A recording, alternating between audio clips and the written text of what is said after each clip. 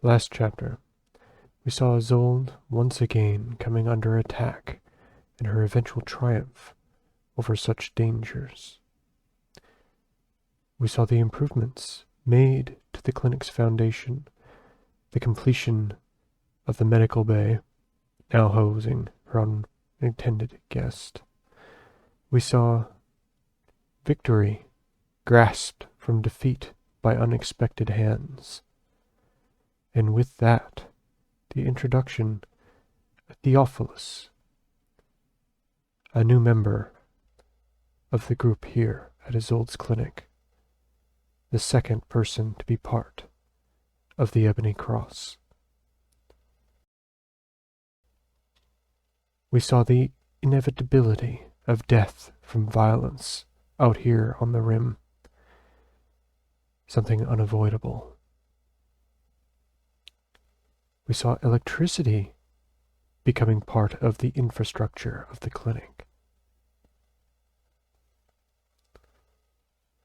Most importantly, Theo and Isolde fell in love with one another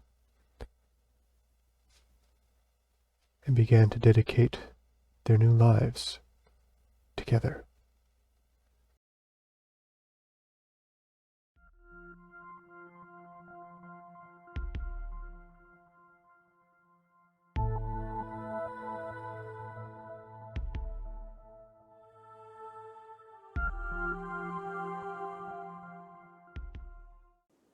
Hello friends, welcome back to Rimworld, a story generator by Tyne and Sylvester.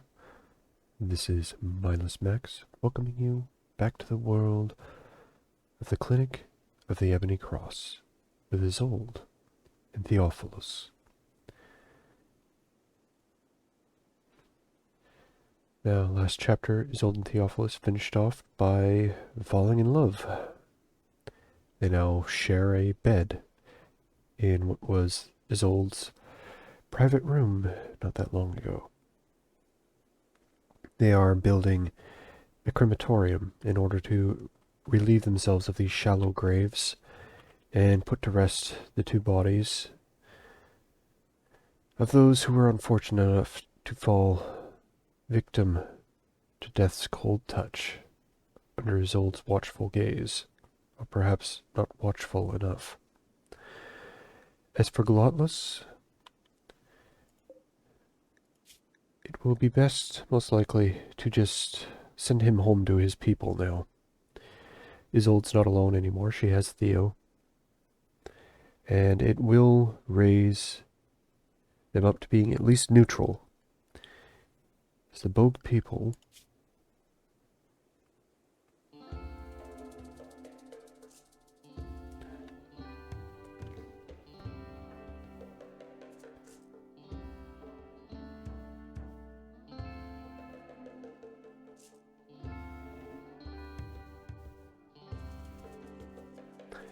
are only at -10, so plus 12 will raise them to +2, and that is neutral. So with that, we continue on. And as Isolde wanders through the night, feeding from the local animals, the Bogue people are now neutral to her. They will no longer send raiding parties.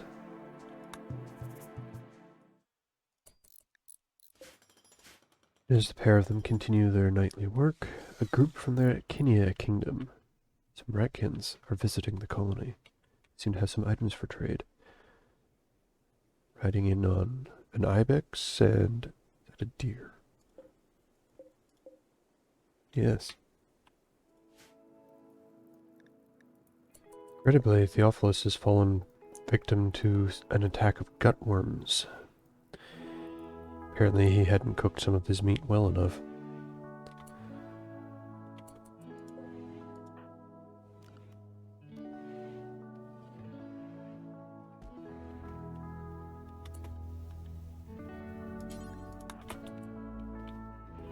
Before he turns in for the day, he decides to head down and speak with Queltra. Quelra? Yes. Before turning in for the day, Theophilus heads down to speak with Quelro, the representative of the Ratkinia kingdom. She's willing to take Glotlus's old tribal wear,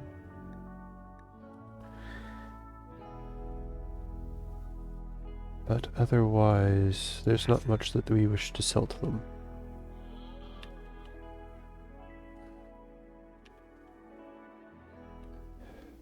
Isolde and Theo are awoken from their sleep by a call from Xena and another desperate refugee. They claim a great flash storm burned down their home and they're begging for permission to stay here at the clinic for the next 15 days. They will work for us during that time.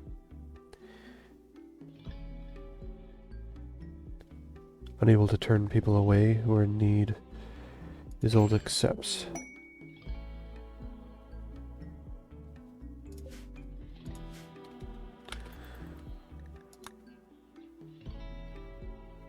They'll have to stay in the clinic for now. Theophilus decides to throw a party to welcome them.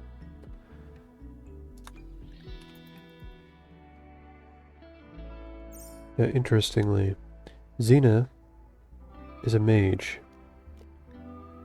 of a type called Reapers, while Sinagum is a half-orc.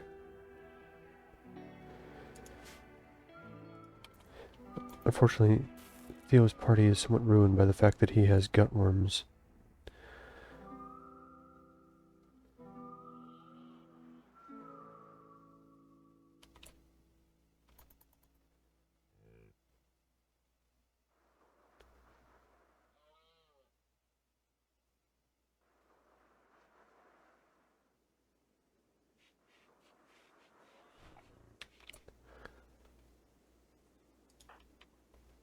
Party over, everybody gets back to work.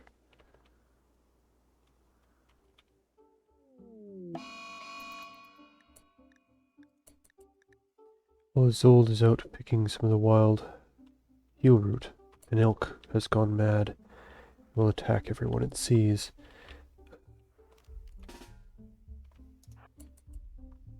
She's quite a ways from home when dawn is approaching, so she begins to head back.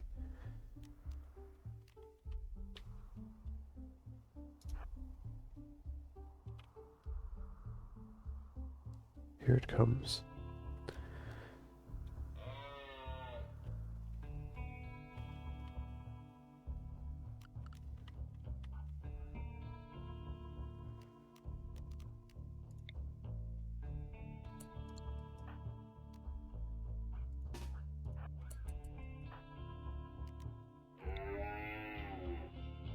Do this peacefully.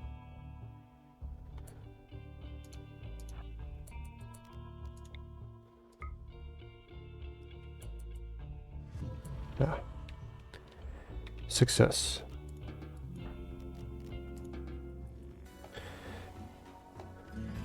Sinagum had come along without much preparation for the winter weather.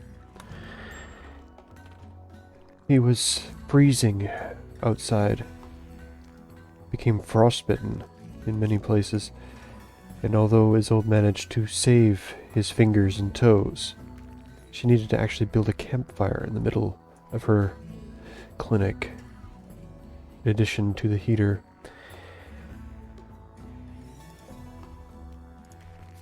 But now that a park has been made for him, she should be fine to remove the campfire itself, reducing the risk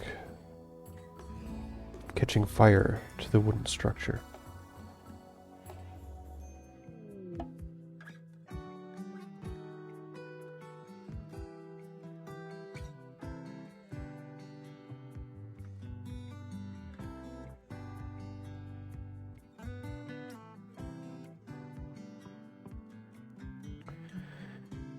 We've been offered a chance to betray Xena and Sinagum. Nick, an agent of the agency, has learned that they are staying here at the clinic and he's enemies with them. He wants to see Xena in particular dead.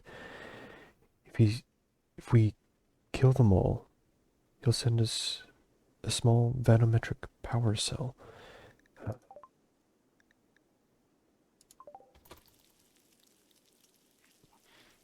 I don't think we can do that.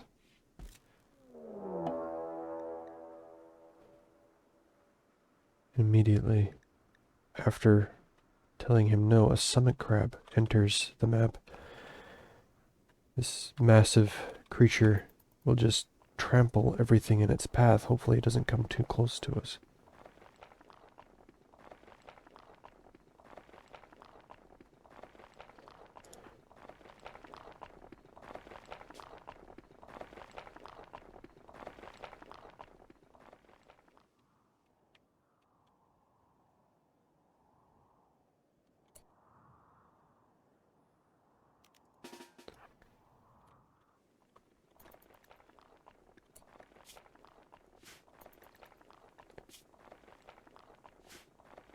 He was in relatively good condition. We'll see if he can do something about this thing.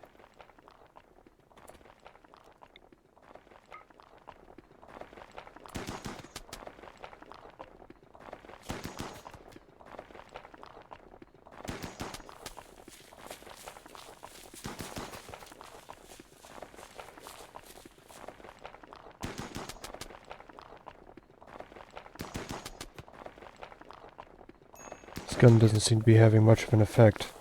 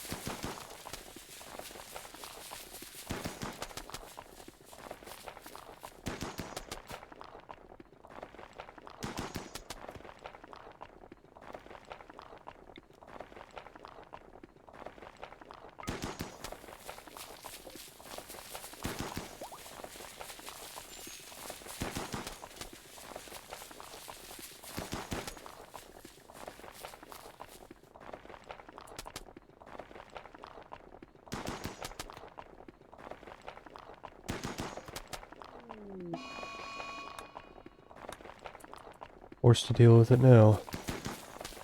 We've angered it.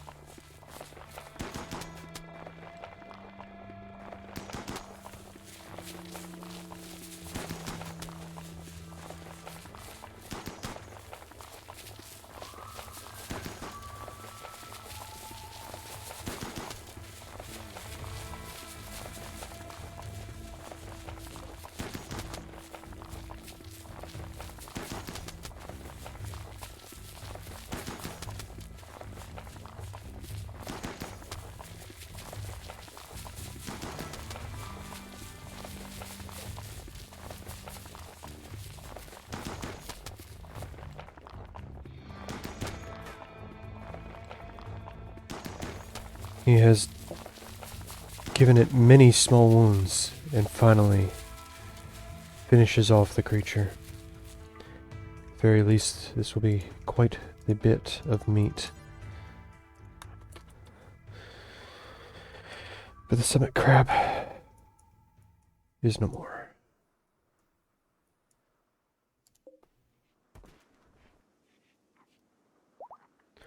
So regrettably, Theophilus proposed to Isolde, and she rejected him. So they've now broken up. Theophilus is upset and will be for some time. So he's moved back into the clinic with the other two visitors, while Isolde has the double bed to herself. Perhaps they'll make up in the future.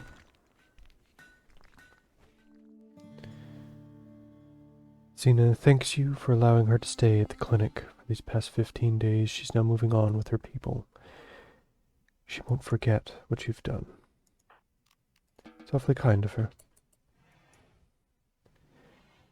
I'm sure Senegum will leave once she wakes up. Oh, she needs treatment. The Billa kinship has sent a raid. They're a fierce tribe, so they're at least somebody we could improve our relations with. One with a club, one with a knife. Alright. A steadfast nudist and a psychically hypersensitive undergrounder with excellent medical skill. Bison here could be a wonderful apprentice for Isolde.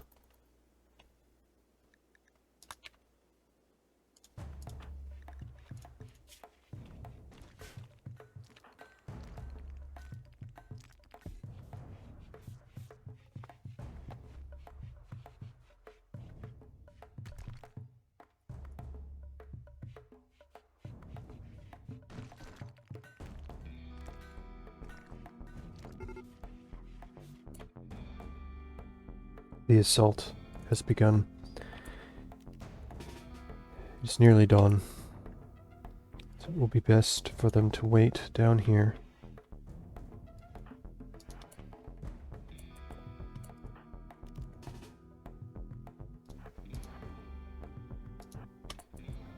Theophilus will take cover behind the counter.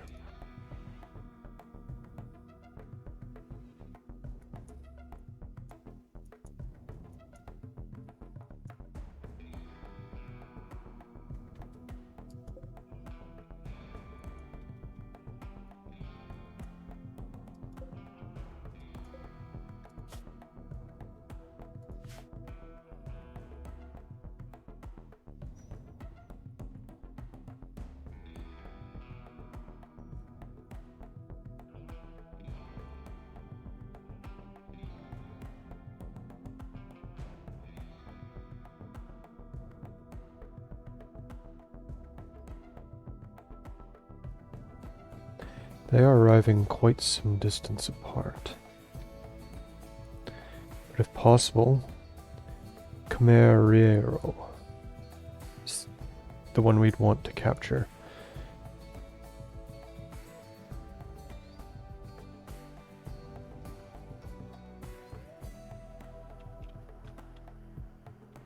Where are they going?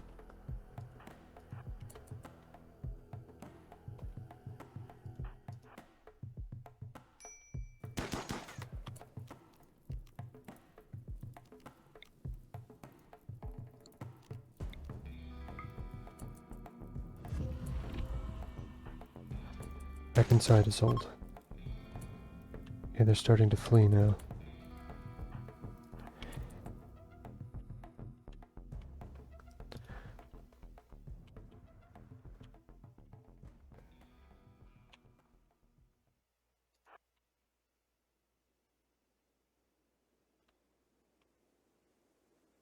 Will Theo be able to catch up to her?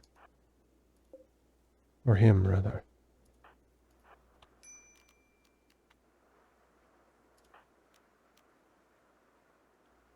Seems unlikely.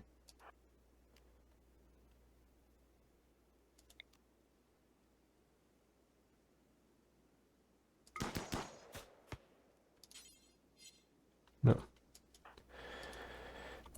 Isolde! What are you doing?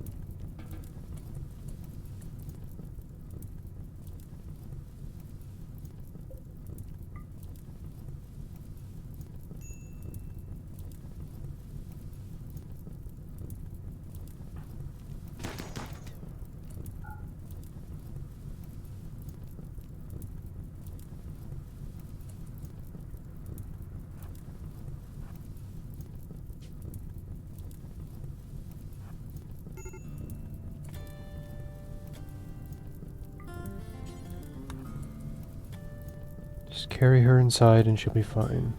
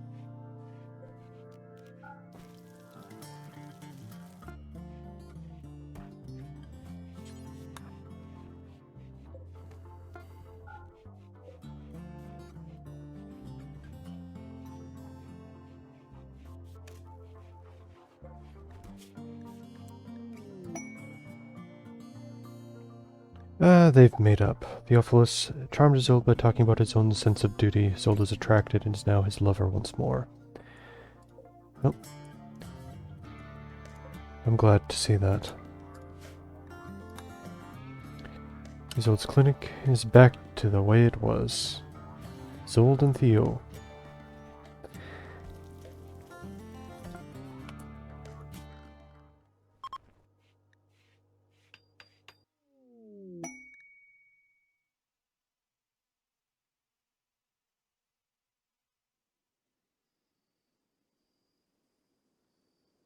Interesting.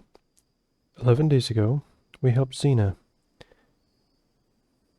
Since then, she's gotten back on her feet. Now she wants to reward us properly for our help. She's sending us the following via drop pods: an advanced component and a skill trainer for shooting. Well, that is just wonderful. Thank you, Xena. Do stop by again sometime.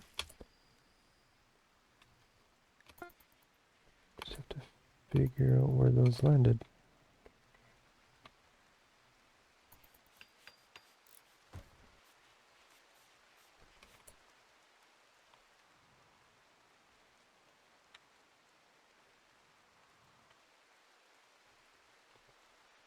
Way down here.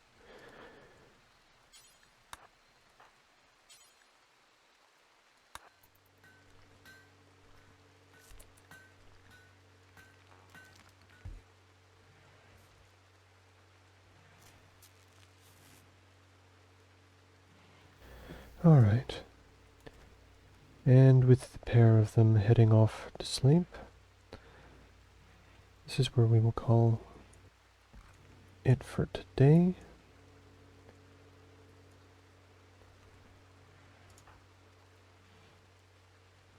So have a good night, and we will see you again here on the world of the Clinic of the Ebony Cross with Isolde and Theophilus.